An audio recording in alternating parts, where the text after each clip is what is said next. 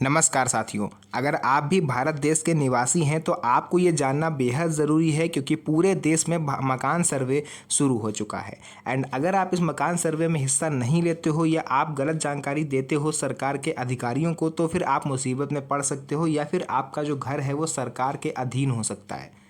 तो आइए वीडियो को स्टार्ट करते हैं और पूरी जानकारी आपको वीडियो के अंदर देते हैं। तो देखिए यहाँ पर आप लोग पढ़ सकते हो, क्लियर लिखा हुआ है पूरे भारत में मकान सर्वे शुरू। ये 5 जरूरी कागजात अभी तैयार रखें। साथियों, अगर आप भारत के नागरिक हैं तो यह जानकारी आपके लिए बेहद ज़रूरी है क्योंकि वर्ष 2026 में देश भर में नई जनगणना और मकान सर्वे की प्रक्रिया शुरू होने जा रही है। इस बार की जनगणना पहले से ज़्यादा एडवांस और डिजिटल तरीके से हो रही है। सबसे खास बात यह है कि इस बार मकान सर्वे के साथ साथ जो आगे चलकर जाति आधारित जनगणना भी करी जाएगी।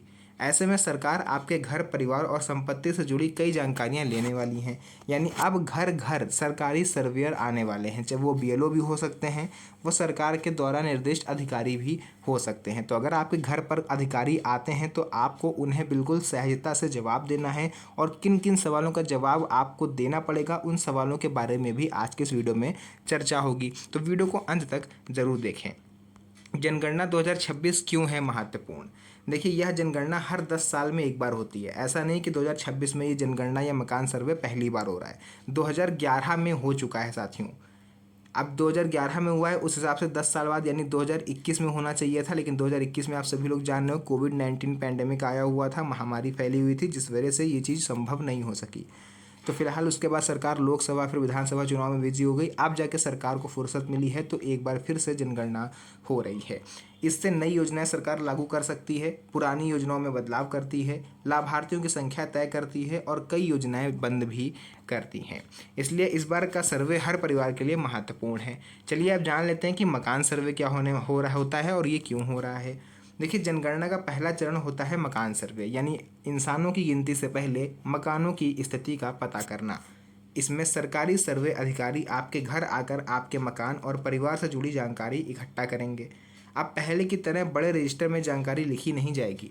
इस बार पूरा सर्वे डिजिटल तरीके से मोबाइल और टैबलेट के माध्यम से किया जाएगा और सबसे महत्वपूर्ण इसलिए है क्योंकि जो जानकारी आप दे दोगे वो तुरंत सरकार अपडेट कर देगी। यानी मान लेते हैं कि आपके घर पर सर्वे अधिकारी आते हैं और उस टाइम आप घर पर मौजूद नहीं हैं, आपके घर में कोई बुजुर्ग है या कोई महिला है। अब उन्होंने जल्दीबाजी में, हड़बड़ाहट में आकर के या फिर थोड़ा सा नर्वस होकर के गलत जानकारी दे दी या फिर कोई ऐसी चीज़ उन्होंने बोल दी जो उनको नहीं बोलनी चाहिए थी। अब सरकार जो सर्वे अधिकारी आएंगे वो डाटा तुरंत अपडेट कर देंगे और सरकार के पास वही डाटा पहुंच जाएगा।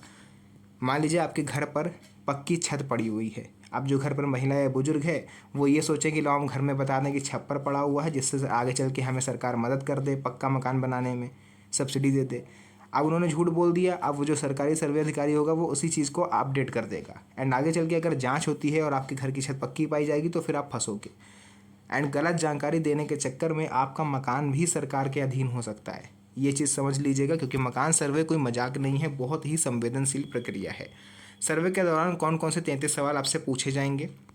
तो देखिए, ये सवालों की लिस्ट है, इसे आप कहीं पर नोट कर लीजिए। आपको इसको लेकर के पहले से प्रिपेयर रहना है।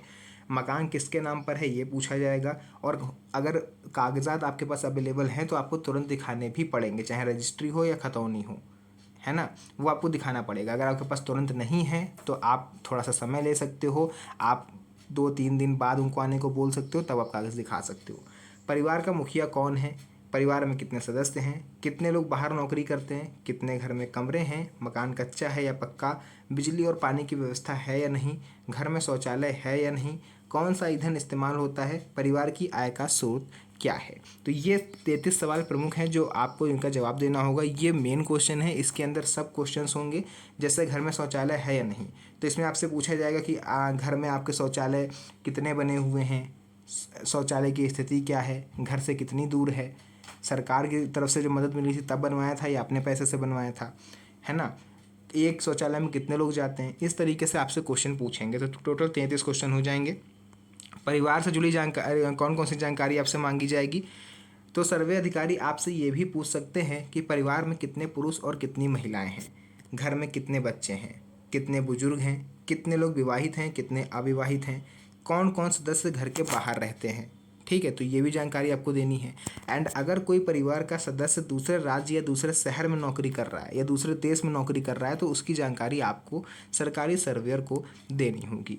अब बात करते हैं मकान से जुड़ी कौन कौन सी जानकारी आपसे ली जाएगी। फिर मैं इसके बाद आपको बताऊंगा उन 5 महत्वपूर्ण दस्तावेजों के बारे में जिन्हें आपको हर हाल में सरकारी सर्वे अधिकारी को दिखाना होगा, अदरवाइज़ वो गलत रिपोर्ट आपकी अपडेट कर देंगे।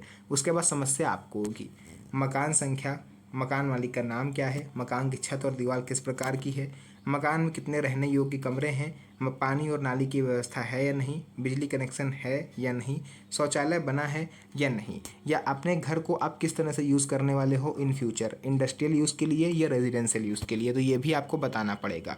और ये 5 जरूरी दस्तावेज आपको तैयार रखने होंगे, जैसा कि आप स्क्रीन पर देख सकते हो। पहला आधार कार्ड, जो घर के जितने भी मेंबर हैं उन सभी का आधार कार्ड होना चाहिए, voter ID card, driving licence घर के मुखिया का, राशन कार्ड, बिजली का बिल, गैस कनेक्शन, ज़मीन या मकान के कागजात आपके पास हों, जैसे रजिस्ट्री हो गई, लगान रसीद हो गई, होल्डिंग टैक्स रसीद, म्यूटेशन सर्टिफिकेट है ना, या हाउस टैक्स वगैरह जो आप जमा करते हो वो आपके पास होना चाहिए। साथ ही साथ परिवार के सदस्यों की जानकारी, जैसे सभी की जन्म तिथि, वैवाहिक स्थिति, मोबाइल नंबर जैसी जानकारी आपको देनी है। अगर ज़मीन के कागजात आपके पास नहीं हैं तो क्या होगा, बहुत से लोगों के मकान पुराने हैं और कागजात दादा परदादा के नाम पर हैं, या बहुत सारे लोग जिनके मकान 100-150 साल पहले बने हुए होंगे, तब कच्चे थे, बाद में उन्होंने उसे तोड़वा के पक्का बनवा लिया, लेकिन कागजात उनके पास नहीं हैं। तो ऐसी स्थिति में आप नगर निगम से वंशावली निकलवा सकते हो, पंचायत प्रमाण पत्र से भी काम चल जाएगा, नगर परिषद रिकॉर्ड आप निकलवा सकते हो, या हाउस टैक्स की रसीद अगर आपके पास है जो आप पे करते आ रहे हो इतने सालों से, वो भी आप दिखा सकते हो, है ना। गलत जानकारी देने पर हो सकती है परेशानी। अगर कोई व्यक्ति गलत जानकारी देता है या फर्जी दस्तावेज दिखाता है तो आगे चलकर उसे कानूनी परेशानी हो सकती है। इसलिए सही जानकारी दें, फर्जी कागजात ना बनवाएं, सर्वे अधिकारी को गलत जानकारी बिल्कुल भी ना दें। अब एक और महत्वपूर्ण चीज़ है जो आपको समझनी होगी, फर्जी सर्वे अधिकारियों से रहें सावधान। आजकल कई लोग फर्जी आईडी बनाकर ठगी करने की कोशिश कर रहे हैं, इसलिए ध्यान रहे कोई भी अधिकारी आपका बैंक अकाउंट नंबर कभी नहीं पूछेगा आपके घर पर आके, ओटीपी या एटीएम पिन वो आपसे कभी नहीं मांगेगा, बायोमेट्रिक या कहीं पर भी अंगूठा लगाने को नहीं कहेगा।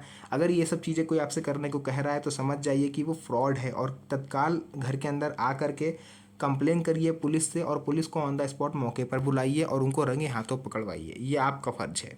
बाकी सर्वे अधिकारी आने पर क्या करें, घर पर कोई जानकार व्यक्ति मौजूद रखें, चाहे आपकी रिश्तेदारी का हो, आस पड़ोसी, कोई समझदार व्यक्ति घर पर होना चाहिए।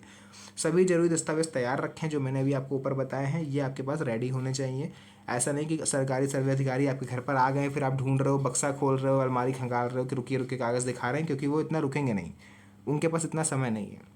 सही जानकारी दें, अधिकारी की पहचान जरूर कर लें, उनका आई कार्ड जरूर चेक कर लें कि वो सही हैं या नहीं।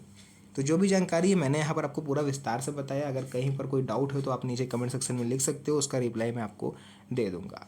तो फिलहाल के लिए आज की इस वीडियो को यहीं तक रखेंगे, फिर से मुलाकात होगी आप सभी से एक और नई मज़ेदार वीडियो में। तब तक के लिए धन्यवाद, जय हिंद।